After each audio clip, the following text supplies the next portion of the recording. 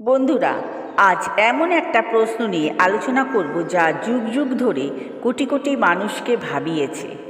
ভগবান শ্রীকৃষ্ণ কি শুধুই একটি পৌরাণিক চরিত্র, নাকি তার বাস্তবিক অস্তিত্ব ছিল? তাহলে বিষয়টা জেনে নেওয়া যাক। প্রথমে আসি পৌরাণিক দৃষ্টিকোণে। মহাভারত, শ্রী ভগবদ্গীতা এবং ভগবত পুরাণের মতো মহাকাব্য ও ধর্মগ্রন্থগুলোতে শ্রীকৃষ্ণের জীবনকে বিস্তারিতভাবে বর্ণনা করা হয়েছে। কুরুক্ষেত্রের যুদ্ধে তার ভূমিকা, তার বাল্যলীলা, অসুর নিধন সবই তার অলৌকিক ক্ষমতার পরিচয় বহন করে। কোটি কোটি ভক্ত তাকে স্বয়ং পরমেশ্বর রূপে পূজা করেন। বিশ্বাস করা হয় যে তিনি মানবজাতির কল্যাণের জন্য পৃথিবীতে এসেছিলেন। এই গ্রন্থগুলি আমাদের সংস্কৃতি, ধর্ম ও দর্শনের অবিচ্ছেদ্য অংশ।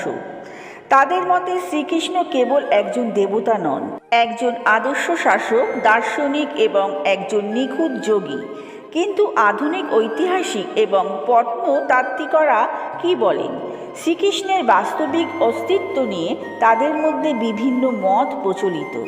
কিছু ঐতিহাসিক মনে করেন তার কাহিনীগুলি হয়তো লোককথা বা কিংবদন্তি থেকে উদ্ভূত, যেখানে কল্পনার সাথে ঐতিহাসিক ঘটনার মিশ্রণ ঘটেছে। আবার কিছু গবেষক, বিশেষ করে ভারতীয় পণ্ডিতরা, বিভিন্ন প্রত্নতাত্ত্বিক নির্দেশন এবং জ্যোতির্বিজ্ঞানের হিসাবের ওপর ভিত্তি করে শ্রীকৃষ্ণের সময়কাল ও তার জীবনের ঐতিহাসিকতার প্রমাণ খুঁজে পান। যেমন দ্বারকা নগরীর সমুদ্রগর্ভে খুঁজে পাওয়া অবশেষ বা প্রাচীন শিলালিপিতে উল্লেখিত কিছু তথ্য যা শ্রীকৃষ্ণের সময়ের সাথে সম্পর্কিত হতে পারে। তবে এগুলি এখনও গবেষণাধীন এবং সর্বসম্মতভাবে প্রমাণিত নয়। যারা বিশ্বাস করেন তাদের কাছে শ্রীকৃষ্ণ হলেন সত্য, তাদের জীবনের পথপ্রদর্শক। আর যারা ঐতিহাসিক প্রমাণের উপর জোর দেন তাদের কাছে এটি একটি গবেষণার বিষয়। হয়তো তিনি এমন একজন ব্যক্তি ছিলেন যার জীবন ও কাজ এতটাই মহৎ ছিল যে সময়ের সাথে সাথে তা অলৌকিক গল্পের রূপ নিয়েছে।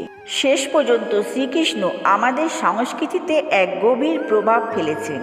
তার শিক্ষা, বিশেষ করে গীতার দর্শন, আজও আমাদের জীবনকে প্রভাবিত করে। বন্ধুরা, যদি ভিডিওটি ভালো লেগে থাকে তাহলে অবশ্য করে লাইক, কমেন্ট, শেয়ার করে দিন এবং চ্যানেলটিকে সাবস্ক্রাইব করে আমার পাশে থাকার চেষ্টা করুন। আবার আসবো এরকম ধরনের কোনো ভিডিও নিয়ে। আজ এই পর্যন্ত। আপনারা ভালো থাকুন, সুস্থ থাকুন।